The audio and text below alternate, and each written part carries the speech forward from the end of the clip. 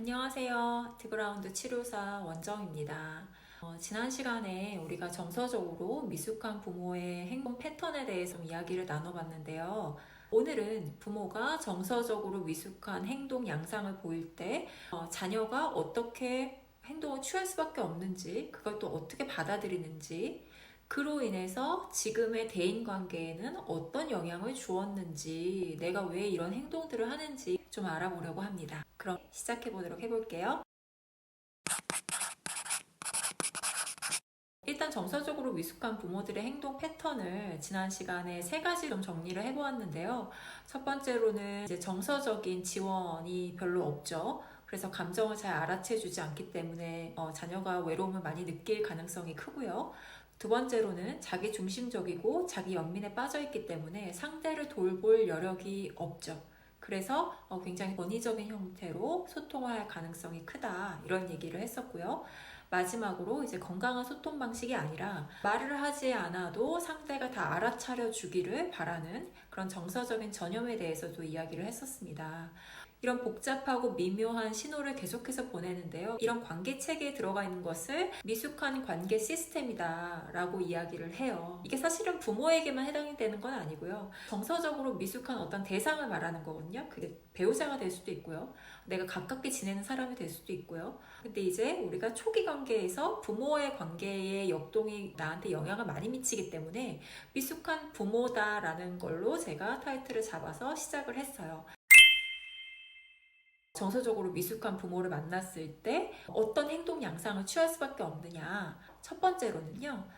정서적으로 이 미숙한 사람들, 또 부모 같은 경우에는 자기의 감정을 잘 스스로 조절을 하기가 어려워요. 그러면 조절을 해야 되는데 스스로 할 수가 없으니까 어떻게 하죠? 다른 사람들로 인해서 그것을 조절하기를 바라죠. 그렇다 보니까 다른 사람으로 인해서 자신의 정서적인 안정과 욕구를 계속해서 채우기를 바라니 다른 사람들, 즉 가족의 구성원들의 정서적으로 미숙한 사람을 살피게 될 수밖에 없어요. 괜찮나?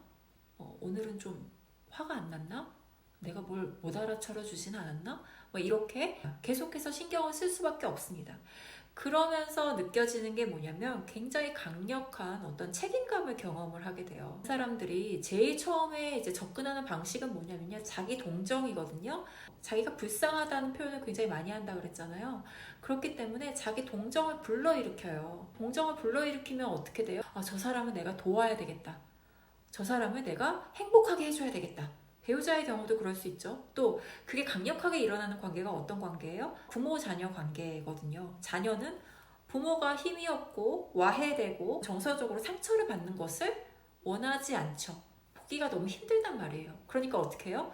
내가 엄마를 행복하게 해줘야 되겠다. 내가 어떻게 하면 이거를 해결할 수 있지? 어떤 걸 내가 도와야 되지? 강력한 책임감을 부여받게 돼요. 자녀 같은 경우에는 자신의 감정보다는 부모의 감정에 더 집중해서 부모를 세심하게 돌보는 경우들이 많죠. 그래서 이제 어린 아이들 같은 경우에 일찍 처리된다라는 이야기를 했었는데, 우리 또 이제 K장녀들이 있지 않습니까? K장녀, K장남 어때요? 부모가 힘들어하는 것 같으니까 그것을 본인의 것으로 느끼면서 굉장히 책임감이 강해지게 됩니다. 거기서 나오는 것들이거든요. 그래서 이 관계 시스템에서는요, 부모나 옆에 사람들이 기분이 나쁘면 굉장히 괴로워해요. 이걸 어떻게 바로잡을지 강박적으로 사고하고 해결하기 위해서 온 힘을 들이죠. 그래서 본인으로 인해서 잘못된 게 아닌데 내가 어떻게 하면 여기서 벗어날 수 있을까, 우리 부모를 어떻게 하면 여기서 해결해 줄 수 있을까라는 생각으로 꽉 차게 됩니다. 이런 관계 속에서 성장을 하게 되면 성인이 되었을 때 대인관계를 하거나 누구를 만났을 때 어떤 양상들이 나타나게 되냐면 눈치를 많이 보게 되죠. 내가 계속해서 다른 사람의 감정을 살피는 거예요. 그래 왔기 때문에 내 감정보다는 다른 사람의 감정이 더 중요하고요. 나 때문에 문제가 생긴 게 아닌데 이 문제를 내가 해결하려고 해요.